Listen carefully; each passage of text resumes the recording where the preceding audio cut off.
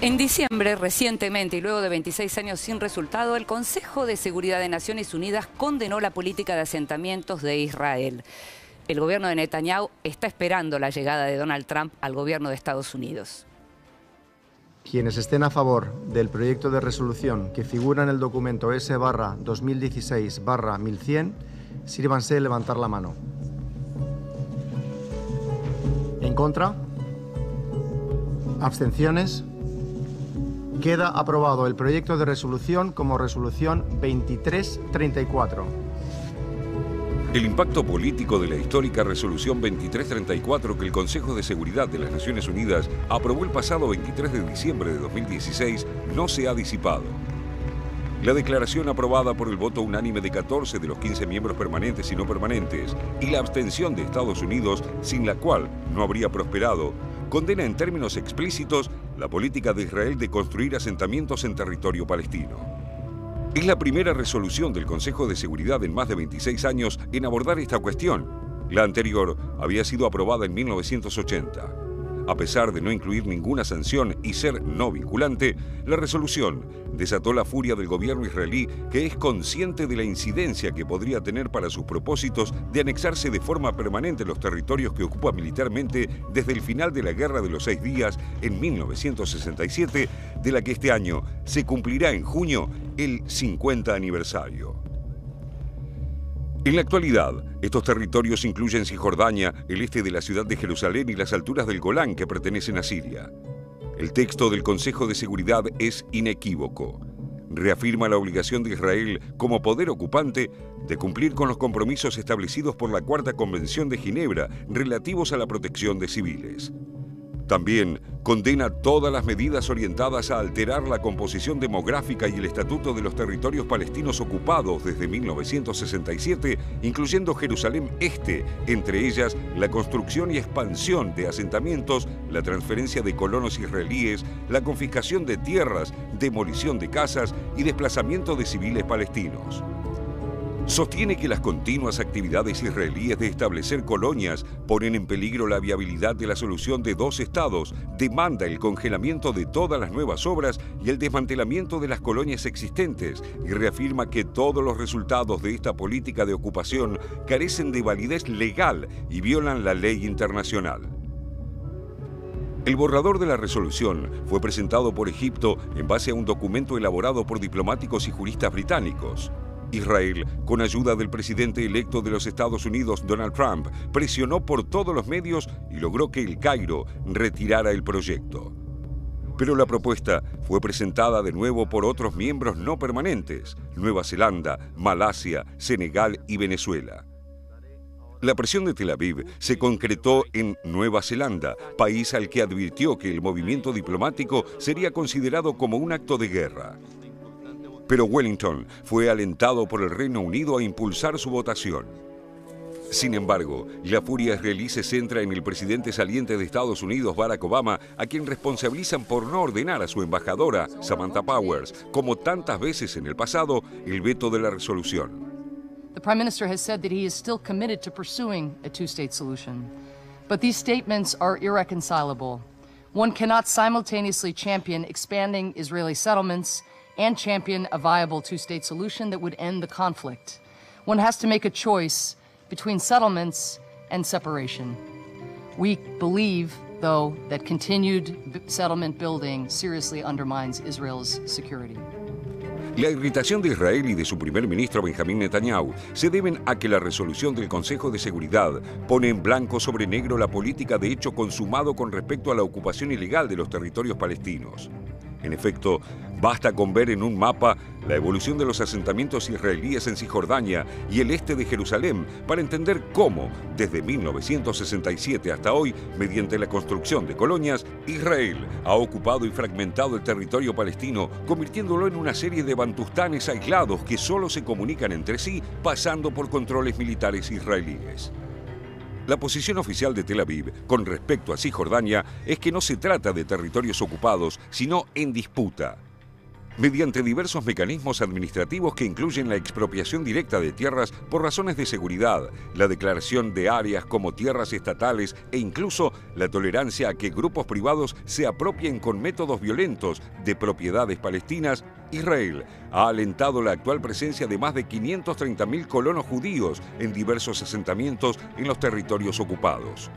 Unos 315.000 en Cisjordania, 200.000 en el este de Jerusalén y 20.000 en las alturas del Golán. Despite our best efforts over the years, the two-state solution is now in serious jeopardy.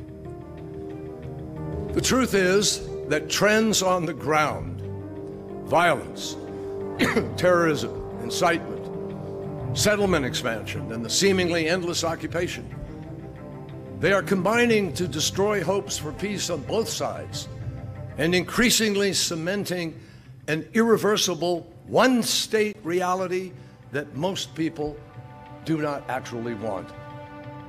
Netanyahu afirma públicamente ser partidario de la solución de dos estados separados, aunque su impulso permanente a la construcción de nuevos asentamientos lo desmiente en la práctica, erosionando la integridad territorial de un eventual futuro estado palestino. But now I must express my deep disappointment with the speech today of John Kerry. A speech that was almost as unbalanced as the anti-Israel resolution passed at the UN last week. In a speech ostensibly about peace between Israelis and Palestinians, Secretary Kerry paid lip service to the unremitting campaign of terrorism that has been waged by the Palestinians against the Jewish state for nearly a century.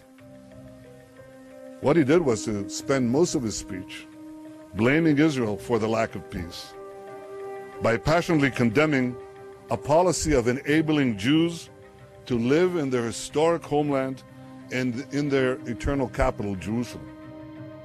Las últimas conversaciones de paz directas entre israelíes y palestinos colapsaron en abril de 2014 y ningún esfuerzo adicional se hizo para retomar esas conversaciones. Ahora, Netanyahu espera confiado que después del 20 de enero, Donald Trump logre revertir los efectos de la resolución 2334. Aseguran que el canciller John Kerry, todavía es el canciller hasta el 20 de enero, hacía 2 años que quería pronunciar un discurso duro contra Israel y que el gobierno de Obama lo venía frenando. La situación entre el gobierno de Obama y el gobierno de Netanyahu nunca fue buena, pero lo venían frenando. Aparentemente, luego de esta cuestión, en esta resolución en Naciones Unidas, finalmente le permitieron hablar a Kerry. Cuando Kerry habló, dio tal vez el discurso más duro que se recuerda desde Estados Unidos, desde un funcionario de tan alto rango en Estados Unidos, contra el gobierno de Israel. Y dijo que si Israel está apuntando a una solución de un Estado, finalmente a un Estado, va a tener que elegir entre ser un Estado judío o un Estado democrático. Las dos cosas a la vez no va a poder. Durísimo. Una imagen durísima, además de decir que la coalición de Netanyahu es la más a la derecha que ha tenido nunca la historia de Israel y demás. Un montón de otras cuestiones. A todo esto, Donald Trump contestó, como diría Jorge, vía Twitter, que es su vía de comunicación directa, y donde dijo, resistan, el 20 de enero ya llega. El 20 de enero ya llega David Friedman, que es el embajador nombrado por Donald Trump para Israel.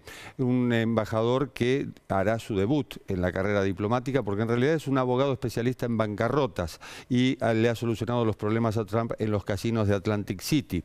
Este hombre va dispuesto a trasladar la sede diplomática de los Estados Unidos de Tel Aviv a Jerusalén. Desde 1995 en los Estados Unidos rige una ley por la cual cada presidente puede decidir si la sede de la embajada está en Tel Aviv, que es la capital reconocida por todo el mundo, o Jerusalén, que es justamente foco de disputa. En este caso, este embajador ha decidido, al menos ha dicho, que trasladará la sede diplomática, lo cual evidentemente creará un conflicto. Los Estados Unidos se abstuvieron, pero hay una realidad. En el Consejo de Seguridad de las Naciones Unidas, los Estados Unidos tienen poder de veto.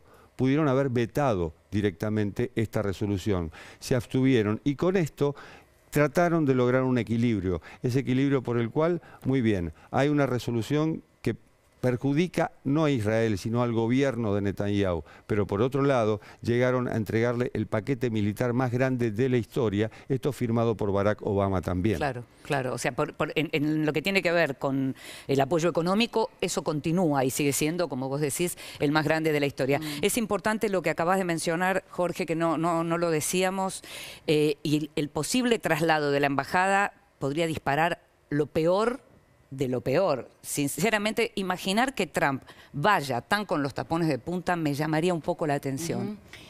A ver, es tan complejo este tema y apela tanto a los sentimientos de uno y otro lado, pero hay datos muy concretos. Una cosa es el derecho, que a veces se confunde, el derecho de Israel a establecer su propia defensa, y otra también es la política que has ejercido después de sus victorias, sobre todo en la de 1967, ¿no?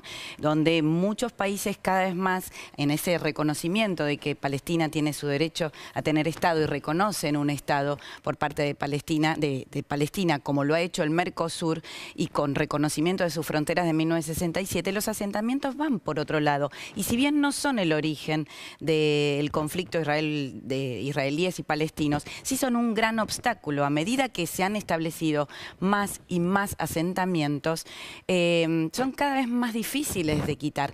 Toda la comunidad internacional, o la mayoría de la comunidad internacional, inclusive los presidentes de los Estados Unidos, consideran que estos asentamientos no solo no son legales, sino que no colaboran al proceso de paz, lo empeoran. Ahora bien, también la ley de los israelíes muchas veces no los legaliza. Por eso de ahí el peligro que surge con situaciones que se enmarcan en este contexto y que van acompañadas temporalmente, y yo creo que no son casuales en el marco de esta resolución, que, insisto, Obama es el que queda, atrapado en esta pelea casi personal entre él y Netanyahu. Pero a ver, hay un antecedente en estos días que tiene que ver con el asentamiento de Amoná. Es una colonia judía que se ha establecido sobre propiedades concretamente y muy probatorias de tierras palestinas. Son palestinos que en tierras privadas, no hay duda.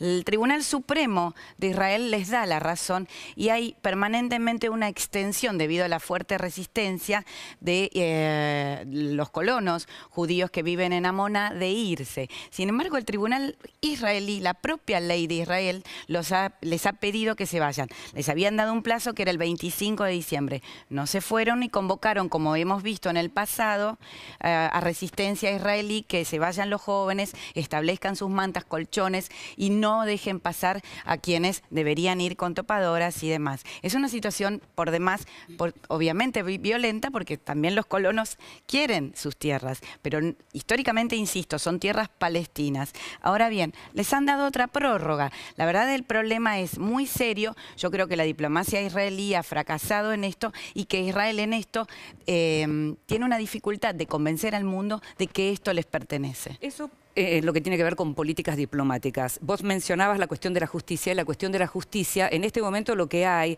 es como una gran grieta social en lo que tiene que ver con el vínculo justamente con la cuestión palestina. Vos en Israel muchas veces hablas con la gente y lo que te dicen es que se divide derecha e izquierda en lo que tiene que ver con la relación con los palestinos, precisamente. Y en estos días, justamente, también la justicia condenó a un soldado israelí que mató a un muchacho palestino que había atacado a un compañero del soldado israelí. Está probado que lo mató y que el otro chico ya no entrañaba peligro. Sí lo entrañó originalmente, pero no en el momento que Eloy Azaria lo mató. Y la sociedad está dividida, pero no está dividida por igual, porque lo que ocurrió en los últimos años es que cambió también, digamos, hay una derechización mayor en términos sociales. Al soldado, de hecho, lo llamaron el hijo de todos, y Netanyahu se quedó con el derecho, en cierto modo, de impugnar esta condena a 20 años de prisión.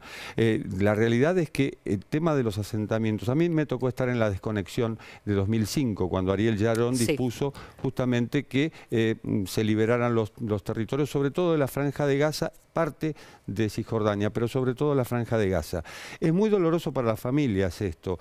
¿Por qué? Porque es el Estado el que les ha permitido instalarse, hacer su casa, construir su sinagoga. Haciendo la vista gorda, no considerando los legales. Ahí está el punto, pero construyendo barrios que realmente eran barrios hermosos, y en ese momento tuvieron que abandonar sus casas. Hubo mucha resistencia, inclusive el ejército en aquel momento tuvo que arrestar gente que se resistía, que no quería salir de su casa. Tiraban ácido desde los techos de las sinagogas, esto justamente porque no se querían ir y porque el mensaje no es claro, porque mientras por un lado Israel como Estado dice o asume por Naciones Unidas que deben volver a los límites de 1967, por el otro lado los gobiernos de turno, llámese Netanyahu, llámese Olmert, llámese como se llame, toman decisiones que van más allá de lo que se dicta o se dice en el foro internacional más importante,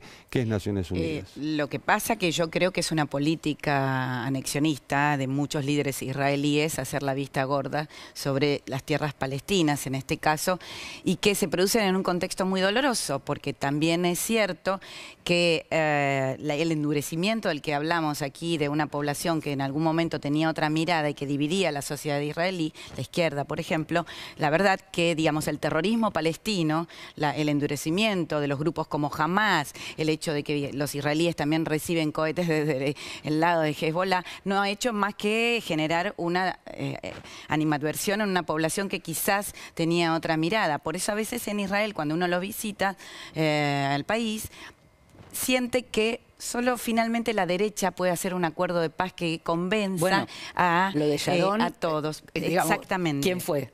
Ahora bien, Ariel hay Sharon un proyecto en el Parlamento israelí que es muy peligroso y que este proyecto apunta a hacer legal, digamos, y a reconocer de manera retroactiva la tierra anexada por los colonos. Entonces creo que esto es hora de ponerlo sobre la mesa y, bueno, ver de qué manera se detiene. Es un problema para Netanyahu porque está acosado también por la ultraderecha. Seguramente vamos a seguir hablando de todo esto, porque esto que vos mencionabas recién y que tiene que ver con dónde está la izquierda en Israel, qué pasó con esa izquierda. ¿Dónde está la política? La política era Arafat, Rabin, Shimon Peres, es decir, era a pesar de todo un diálogo, hasta llegó a ser Ehud Barak en su momento. Sí, pero son elegidos estos gobernantes. Entonces, es por eso yo democracia. insisto, por eso yo insisto con lo que tiene que ver con la derechización de la sociedad israelí.